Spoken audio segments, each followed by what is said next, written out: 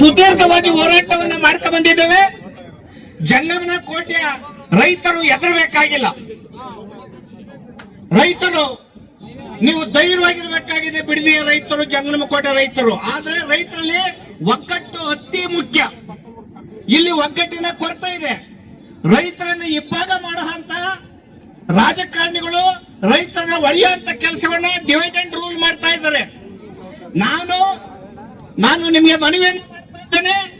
ರೈತರನ್ನ ಬಿಟ್ಟು ರೈತರ ವಿರುದ್ಧ ಅವ್ರ ಭೂಮಿಯನ್ನ ಕಸ್ಕೊಳ್ಳೋದಕ್ಕೆ ವಿರುದ್ಧವಾಗಿ ಯಾರ್ಯಾರು ನೀವು ಕುತಂತ್ರವನ್ನ ಪಿತೂರಿಯನ್ನು ಮಾಡ್ತಾ ಇದ್ದೀರಿ, ನೀವು ಉದ್ಧಾರ ಆಗಲ್ಲ. ಆದ್ರಿಂದ ರೈತರ ಜೊತೆ ಒಳಗೆ ಕೈ ಜೋಡಿಸ್ಬೇಕಾಗ್ತದೆ, ಹೃದಯವಂತಿಕೆ ಇರ್ಬೇಕಾಗ್ತದೆ. ನಿಮ್ಗೆ ಏನು ಮತವನ್ನ ಪಡೆದಂತಹ ಜನಪ್ರತಿನಿಧಿಗಳು ಇವತ್ತು ರೈತರನ್ನ ಬೀದಿನಲ್ಲಿ ಕೂರಿಸಿ, ರಸ್ತೆನಲ್ಲಿ ಕೂರಿಸಿ, ಅವ್ರ ಅನ್ನ ಕೊಡಂತ ರೈತರಿಗೆ ನೀವು ಕೊಡಂತ ಬೆಲೆನ ಅನ್ನೋ ಮಾತನ್ನ ಈ ಸಂದರ್ಭದಲ್ಲಿ ಹೇಳಕ್ಕೆ ಇಚ್ಛೆ ಪಡ್ತೀನಿ.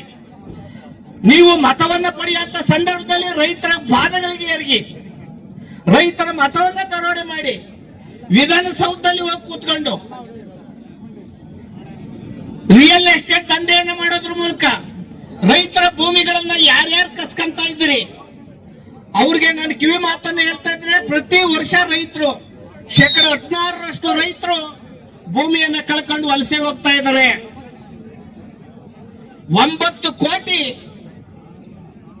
ಮಕ್ಕಳು ಹಸುವಿಂದ ಬೀದಿಯಲ್ಲಿ ಬಿದ್ದಂತ ವರದಿಗಳನ್ನು ನಾವು ನೋಡ್ತಾ ಇದ್ದೇವೆ. 12 ಕೋಟಿ ಮಕ್ಕಳಿಗೆ ಶಾಲೆಯಿಂದ ಹೊರಗಡೆ ಉಳಿದಿದ್ದಾರೆ. 30 ಕೋಟಿ ಮಕ್ಕಳು ನಿರುದ್ಯೋಗಿಗಳಾಗಿದ್ದಾರೆ. ಇದೆಲ್ಲಾನು ಕೂಡ ರಾಜಕಾರಣಿಗಳ ಕೊಡುಗೆ. ಈ ದೇಶಕ್ಕೆ ರಾಜಕಾರಣಿಗಳು ಕೊಟ್ಟಂತ ಕೊಡುಗೆ. ಇವತ್ತು ರಾಜಕಾರಣಿಗಳು ಸೇವಕರಾಗಬೇಕೇ ವಿನ ಗೆದ್ದು ಕೂಡಲೇ ಮಾಲೀಕರಾಗ್ತಾ ಇದ್ದೀರಾ.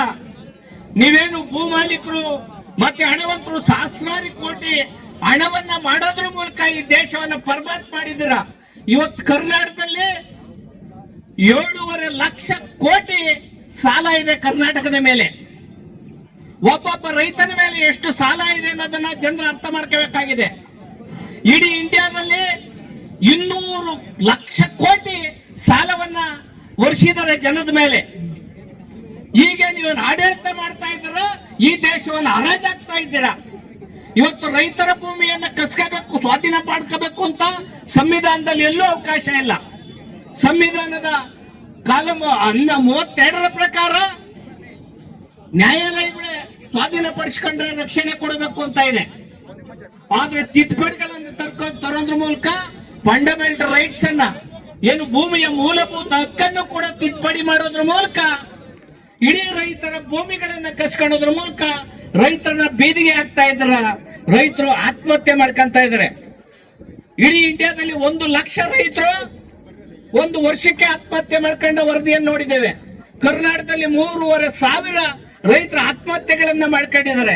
ಕೂಡಲೇ ಈ ಸ್ವಾಧೀನವನ್ನು ವಾಪಸ್ ಪಡಿಬೇಕು, ಈ ಭೂಮಿಯನ್ನು ವಾಪಸ್ ಕೊಡಬೇಕು, ಎಲ್ಲ ವಿವಾದವನ್ನ ಅಂತ್ಯ ಮಾಡಬೇಕು ಅಂತ ಈ ಮೂಲಕ ನಾನು ಒತ್ತಾಯ ಮಾಡೋದ್ರ ಮೂಲಕ ಈಗ ತಾನೇ ಜಿಲ್ಲಾಧಿಕಾರಿಗಳು ಬಂದು ನೋಡಿಸ್ತಾರೆ.